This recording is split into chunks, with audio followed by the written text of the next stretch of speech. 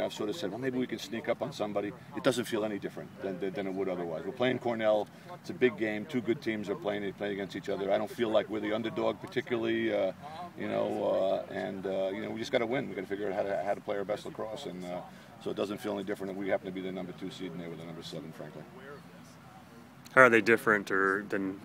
They're no different. It's remarkably little difference in who they are personnel-wise. Almost the exact same guys playing in every situation, but they're playing with much greater confidence. I remember reading something after our game. We beat them in the game, and they were talking about how they got so much confidence from playing in the game against us, and knowing that they were in the game the whole time, and I don't think they've lost since that game. And so when we played them the first time around, the other two attackmen, Lau and Mock, it was their first game back, coming back from some injuries. They weren't big factors in that game. They're both playing very, very well right now. The complementary guys, I use the term complementary, those guys are playing a much bigger role now than they did back 2 months ago.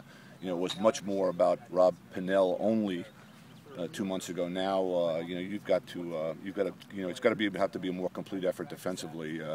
Because these other guys are making plays game in and game out. There have been some games that we've watched where Pinnell's been effectively shut off, and there was a game Mock had 6 against Harvard, and Lau had 5 against Hartford in the last game, and so it's not a question of being visibly or noticeably different, but subtly they're just playing with much greater confidence, having won all these games. Somebody asked us about the momentum that we had after winning 2 games, and beating Bucknell in the first round of the playoffs. And Cornell's, I said, Cornell doesn't really care about our momentum, and the fact that they've won 10 in a row, they got a little momentum too, and so 2 teams with some momentum are playing each other on Saturday.